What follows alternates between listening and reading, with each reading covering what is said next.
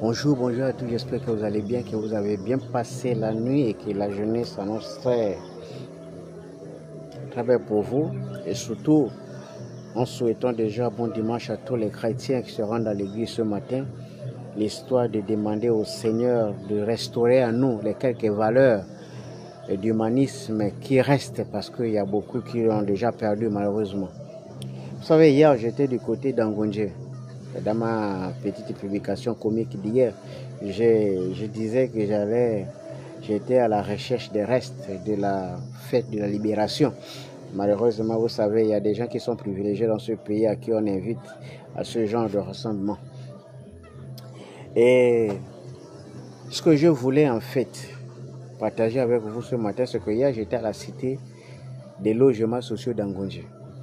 Une réalisation annoncée en fanfare par Ali Bongo et tous ceux qui sont aujourd'hui avec Oligui Nguema. Et puis quelque chose m'a marqué. Est-ce que vous savez que les gens qui sont dans cette cité-là, il y a des militaires, il y a des civils, il y a tout le monde qui sont là-bas, surtout des fonctionnaires.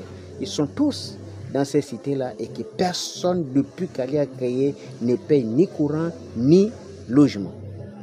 Ils sont là-bas en gorille depuis. Est-ce que vous avez ça? Vous avez cette information-là? Malheureusement, ce n'est pas tous les Gabonais qui ont bénéficié de cette réalisation. Quelques Gabonais qui sont là-bas peuvent témoigner si ce que j'ai dit est faux.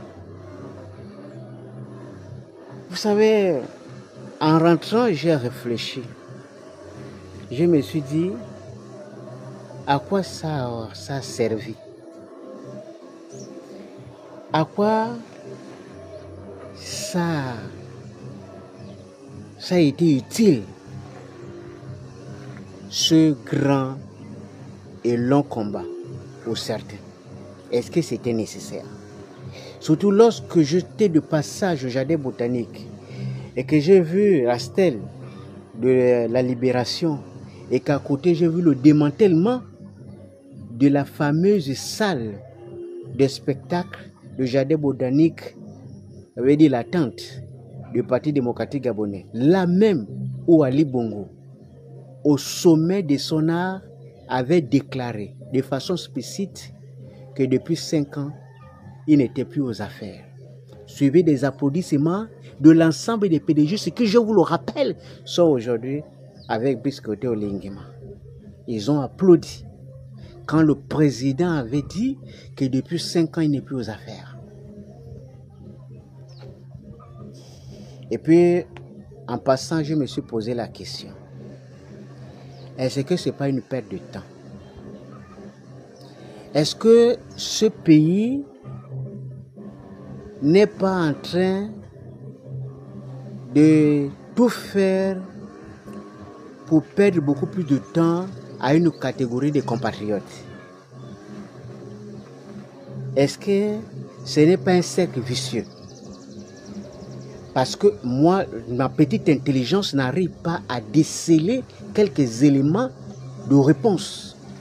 Comment on peut expliquer que quelqu'un qui hier, de façon consciente, volontaire et déterminée, avait ovationné Ali Bongo lorsqu'il avait déclaré qu'il n'était pas là depuis 5 ans, ça veut dire lors de son deuxième mandat qu'il n'a pas géré, en réalité Ali Bongo n'a fait que 7 ans de gestion du pays, qu'il avait déclaré qu'il n'était pas là. Ceux qui ont même applaudi, qui ont plébiscité, qui ont applaudi, qui ont ovationné, ce sont les mêmes qui sont à la manette aujourd'hui. Et ce sont les mêmes qui donnent l'instruction pour poursuivre ou pour éloigner, pour écarter ceux-là même qui se sont battus les années durant pour que les militaires aujourd'hui puissent avoir suffisamment de force pour faire ce qu'ils ont fait.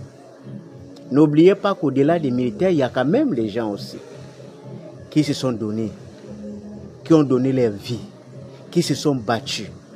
L'histoire de notre pays ne se résume pas qu'aux 30. L'histoire de ce pays a commencé depuis.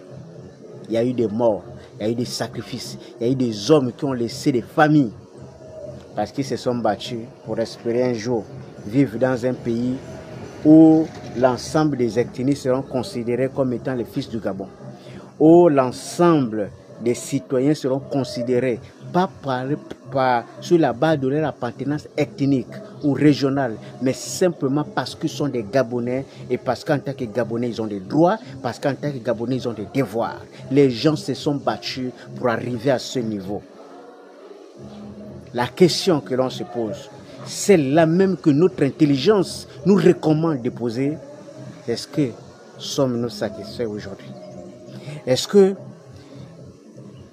l'utilisation ou les allures des uns et des autres nous amènent à comment on appelle ça, à faire en sorte que cette période de transition voulue par tous, bénie par tous, puisse être pour nous l'opportunité de revoir un certain nombre de choses et d'arriver à trouver une satisfaction générale chez les Gabonais qui ont longtemps, d'après des déclarations des uns et des autres, longtemps souffert. Quand les gens ont longtemps souffert, ça dit qu'il faut forcément qu'on les apporte une solution. Et l'une des solutions que j'avais proposées depuis fort longtemps, c'est que dans un pays, pour être sûr que le président qui a la lourde charge de conduire la transition puisse impacter les gens, il faut utiliser le peu d'espace qu'il a pour atteindre le maximum de personnes possible. J'ai pris quelques exemples en termes de recrutement. Si vous avez 5 postes budgétaires, aujourd'hui, sachant qu'il y a des compétences partout, pourquoi ne pas répartir sur l'ensemble du territoire? Ainsi, vous allez au moins avoir l'assurance de recruter 2 à 3 personnes au moins par province. Une certaine diversité pour consolider cette fameuse unité nationale qui en réalité n'existe pas. Pour essayer de faire quelque chose allant dans le sens d'impacter le plus grand nombre possible. J'ai même suggéré de s'attacher ou encore de s'adresser aux collectivités qui ont la lourde responsabilité d'entretenir ou encore d'encadrer les auxiliaires que ce soit l'enseignement de la santé, qui sont pour la plupart souvent opérationnels sur le terrain. En fait que le maximum de ces gars-là soient recrutés dans la main-d'œuvre permanente, ce qui va impacter considérablement l'action du président de la transition. Là, je m'exprime, là nous sommes toujours dans le social. Les gens vont certainement me dire que ce n'est pas important, mais puisque le plus important pour certains, c'est leurs propres petites personnes et ceux qui gagnent. Et ils passent tout leur temps en train de faire croire aux gens que le fait que lui, il a gagné, ça veut dire qu'il peut avoir le maximum de personnes qu'il va amener au président. Mais vous vous adressez à un président qui lui était au renseignement, donc il sait que la même chose avait été faite, avait été proposé à Ali, vous l'avez exécuté sur Ali, et on connaît tout ce qui s'est passé par la suite. C'est la même chose qu'ils ont fait avec Omar Bongo Ondimba, peu importe la dimension de l'ethnie. Personne ne peut assurer à une personne une certaine visibilité crédible si l'ensemble des personnes ne sont pas concernées par ce qui se passe. Ce n'est pas possible. Le fait d'écarter, le fait de sanctionner les gens, de ne pas prendre en compte le maximum de personnes possibles, ne consolide en rien l'unité nationale. Ça fragilise et ça n'a rien à voir avec l'excitation de quoi que ce soit. Les actes sont là et les actes expriment la réalité. Ceux qui ont la sagesse comprennent, et ceux qui ne veulent pas comprendre, eh bien, la nature est toujours là pour nous donner la réalité de cet enseignement.